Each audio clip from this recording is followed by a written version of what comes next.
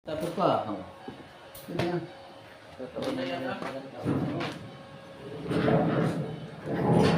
Gawa lang kasi ano yun, kasi walang ano.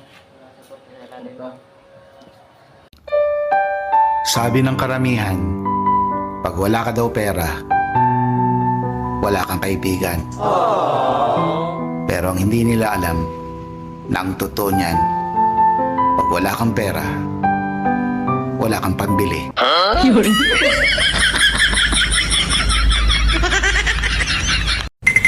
Simple lang akong tao.